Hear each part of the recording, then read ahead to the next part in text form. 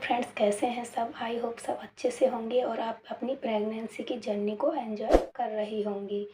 आज का वीडियो बहुत ही ज़्यादा स्पेशल होने वाला है अगर आप मेडिसिन का यूज करती हैं प्रेगनेंसी में, क्योंकि इससे मेडिसिन लेने से आपका बेबी गर्भ के अंदर अपाहिज हो सकता है, यहाँ तक कि मेंटली रूप से कमज़ोर हो सकता है। तो फ्रेंड्स, वीडियो को पूरा वॉच करना ना भूलें। प्रेगनेंसी और बच्चे का जन्म किसी भी महिला के जीवन में आने वाला बहुत ही खूबसूरत पल होता है। ये समय बहुत ही नाजुक होता है। इस समय लाइफ स्टाइल, खाना पीना और अपनी हेल्थ का अच्छे से ध्यान रखना होता है। प्रेगनेंसी की जर्नी कोई छोटी ड्यूरेशन नहीं होती है, ये 9 महीने तक चलने वाला लंबा समय होता है। प्रेगनेंसी के टाइम में कई मौसम बदल जाते हैं, बीमारी भी आती हैं और महामारी भी आती हैं। गर्भस्थ शिशु पूरी तरह से माँ पर ही निर्भर होता है। प्लेसेंटा और उसकी ब्लड वेसल के माध्यम से ही गर्भस्थ शिशु को पोषण मिलता है। गर्भ में पलने वाला शिशु शारीरिक बनावट से मैच्योर नहीं होता है। ऐसे में माँ जो कुछ भी खाती पीती है, यहाँ तक कि कोई एक्टिविटी भी करती है, चाहे वो फिजिकली हो या मेंटली, सबका असर डायरेक्ट या इनडायरेक्ट रूप से आपके शिशु पर पड़ता है।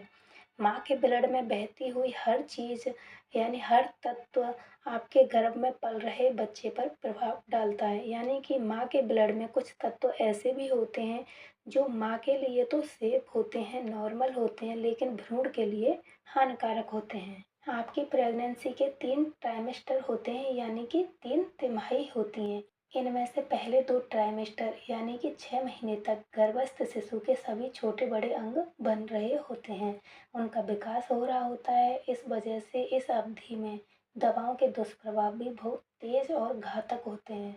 शिशु के माइंड पर और रिप्रोडक्टिव ऑर्गन यानी कि जननांगों पर इनका दुष्प्रभाव कभी भी पड़ सकता है, क्योंकि इनका विकास गर्भावस्था में होता रहता है। मेडिसिन किस प्रकार और कितनी मात्रा में भ्रूण तक पहुंचती है, ये सब उनकी रासायनिक संरचना यानी कि केमिकल, पानी या वसा में उनकी घुलने की मात्रा पर निर्भर करती है। इन सब कारणों से कभी कभी बहुत ही ज़्यादा खराब स्थिति बन जाती है। कई बार माँ के शरीर में कुछ कारणों से जिस दवा की मात्रा कम रहती है, वही दवा गर्भस्थ शिशु में बहुत ज़्यादा हो जाती है।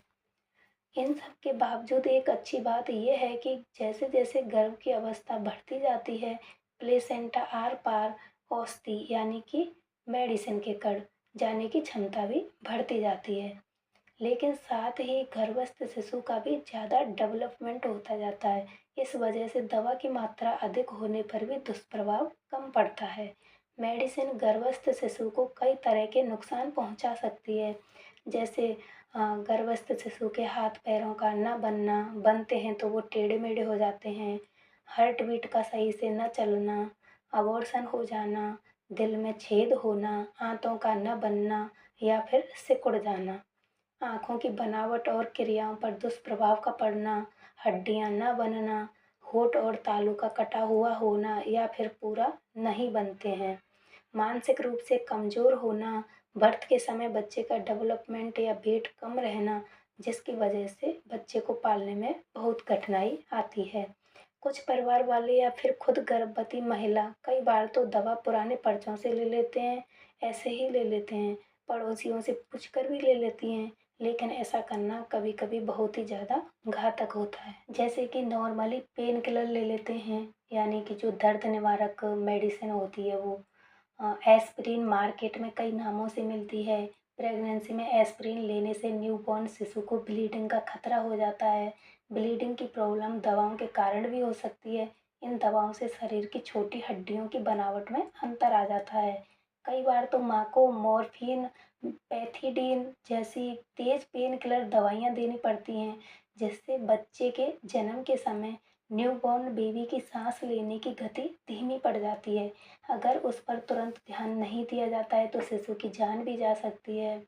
गर्भावस्था में जितना संभव हो सके आपको मेडिसिन से बचना है, लेकिन प्रेगनेंसी में आपको कोई बीमारी हो गई है तो जितना जल्दी हो सके किसी अच्छे डॉक्टर से कांटेक्ट करें, नहीं तो आपके गर्भस्थ शिशु की जान को खतरा हो सकता है।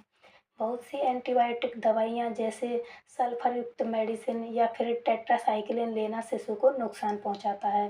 टेट्रासाइक्लिन गर्भस्थ शिशु की हड्डियों में जमा हो जाता है और इनको पूरे लाइफ टाइम वीक कर देता है। ऐसे बच्चों के दांतों पर भी पीले भूरे रंग के निशान पड़ जाते हैं। आयोडीन वाली कफ सिरप जैसी कुछ और ऐसी मेडिसिन होती हैं जो गर्भस्थ शिशु के लिए बहुत ही ज़्यादा नुकसानदायक होती हैं।